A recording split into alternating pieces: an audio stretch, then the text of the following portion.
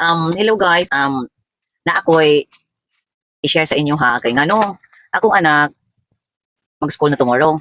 Tomorrow kay 1, July 1 tomorrow. Oh. I-share na ko sa inyo ha kung unsa jud ang ako ang ginabuhat sa akong anak tapos unsa jud ang dapat dalahon sa eskwelahan. Kaya mga things. Diri ninyo man. Kani ang akong dalaon sa eskwelahan. Okay. Grade 1 naman siya. Kasi na-name sa akong anak, then butangan ako ni siya unsay sulod para makukuan jud kung unsa jud akong sulod dito. Nawag yun sa nako. Akong gisulat ang mga sulod. Ipadikit lang nako ni siya og scotch tape diri sa likod para diri sa atong kuan dili maglisi sa mga batang. Unless og tuyoon jud gisi diri pagkuaon ang tatlo. Nanay pangalanan jud na siya. Tapos, ang sulod ani guys, nay two pair nga na sanina kani dapat naa jud. Then tapos small towel. Small towel, nagbibilhan jud ako siya. Then big towel. Ito, big towel dapat meron. Kay hold man siya sa school.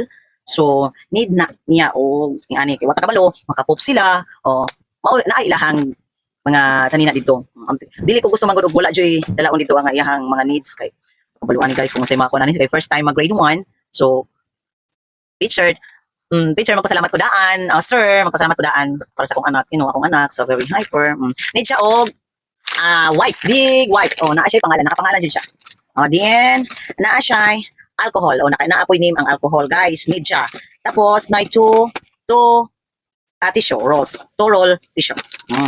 Need na siya. Tapos, na ay toothbrush. Need siya. O toothbrush dito kay hold man siya. Need siya. Toothbrush. Mali ay. Toothpaste, then toothbrush. Siyempre, pareha dyan na siya. Nadyo dala na. And then, need og sabon. Na-name ang sabon.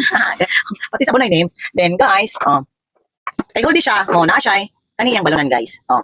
Kaniyang balunan kay ngano? Kani ako kuan ako kayang balunan kay grabe siya magkaon guys kanang kalat as in kalat need na ko siya og dako. Dili siya nito kanang little jud.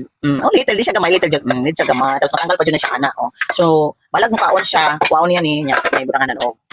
Ako rin na-vlog na ako ni na-unbox na ako dati pero kulang to mga tips lang. Dagdag tips o then ay sa sabaw or na example sa hotdog or ham o need og mga sauce ito sauce lagay dito. Then may lagyan ditong kutsara. Ito guys. Yun lang. Yung may mga requirements, daming requirements, pero okay lang, at least isa-isa, hindi madami. Hindi isang requirements, hindi yung isang requirements, isang requirements, talaga, yung isa lang talaga, no? Yung iba nga, isang requirements, 5 kabuo, yun. Ito, guys, nilahan ko talaga siya, guys, para kampante na ako sa teacher, pero magpasalamat ko daan sa teacher, sir, thank you, sa bagong sa akong anak nga mag-grade 1 tomorrow.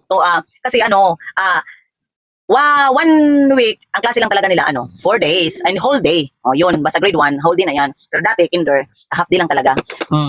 Yun, laging handa. Handa na ako. Handa na ako for tomorrow. Parang lang. Pero pag maubos ito, mag-refill na naman ako. Pag maubos itong wipes din, lahat. Mag-refill talaga ako. The whole year. Hindi talaga ito the whole year. Mag-refill ako.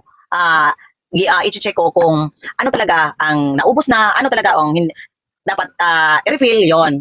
Yung kasi need yan ng mga bata kasi yung mga teacher ngayon, ako naaawa talaga ako sa mga teacher ngayon kasi sila ang mag-alaga ng anak mo doon. Kailangan talaga sila, yun talaga, talaga ako sa mga teacher ngayon.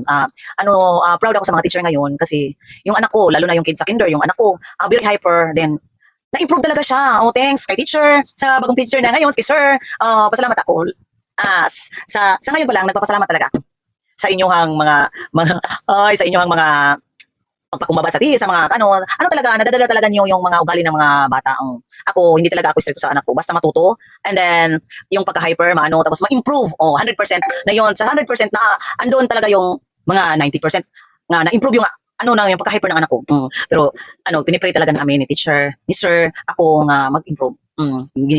Ginaano talaga namin yung prayer for sa lahat ng mga baby, mga estudyante, lalo na sa kinder, sa grade 1 or grade 2, ng mga hyper, i-pray talaga natin yan sa kanila nga ma-improve sila. Laging pray talaga. Ipag-pray natin yan. Thank you. Itong vlog na to, may bigay lang sa, anong tawag doon? Yung tips sa inyo kung paano. Basta yung prayer, huwag talagang kaligtaan. Prayer para sa mga bata, lalo na ngayon, na may hyper, yun. Yung may mga, yung mga special, mga, prayer lang talaga. Thank you guys. Goodbye. Good luck tomorrow. Kasi tomorrow na ang first day of school ng anak ko for grade 1. Thank you.